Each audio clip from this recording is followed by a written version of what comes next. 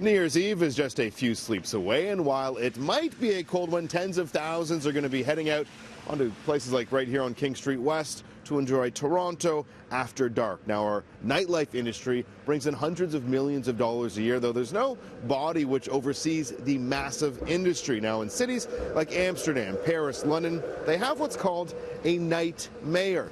New York City and its $10 billion a year entertainment industry is looking at hiring a night mayor. But what about Toronto?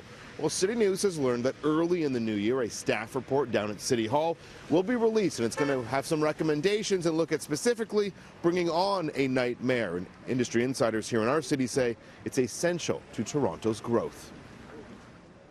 I think it's probably the most crucial thing for Toronto today, because I feel sometimes that we are muffling all opportunities to bring more talent, more big opportunities to the city. I have friends from New York, LA, Miami, Vegas that have come to the city and feel very, uncomfortable about investing a lot of money in Toronto. You believe if we had a night mayor, it could help grow the industry even more in the city? 100%. We've seen the amount of talent come out of Toronto. We've seen the amount of talent that wants to come to Toronto. And what we need is that really great link to make it happen. And Toronto definitely deserves it, deserves to be on a global, stage. It needs to be on that international stage. Charles Caboose Inc. entertainment empire brings in excess of $150 million a year. He employs some 2,000 people alone through his restaurants, bars, club, and hotel.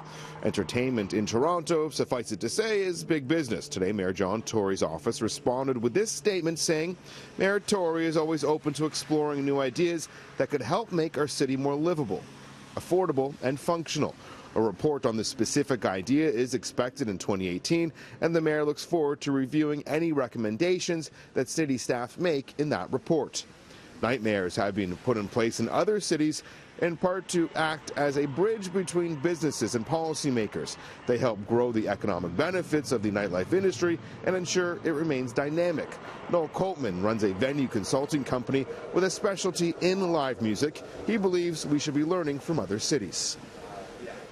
You don't have to necessarily reinvent the wheel. You just need to change the rims, and there's so many other cities out there right now that are doing it and doing it well. So it's not like we even need to start from scratch. We can find out all of the good things and the positives that these cities are taking from this nightmare idea, and also just be able to adapt it a little bit so it's more a little comprehensive for Toronto itself. If we were to move forward with the idea of a nightmare, how do we pick one? How do we vote one? What are your thoughts there? Well, that's a slippery slope, because do you have a night mayor that's voted in, or do you have somebody who's allocated to do the position? Now, you find that a lot of the time with voting, it's just a popularity contest, and somebody that's going to be hired by City Council might look great on paper, but not necessarily is very well versed in everything from the grassroots all the way up to the ACC when it comes to the entertainment and festivals and things that happen in the city. Along with that staff report we mentioned coming in the new year, some members of council will also be meeting with reps from both Amsterdam and Paris to discuss how their night mayor program works. It's a story we're sure to follow in the months to come.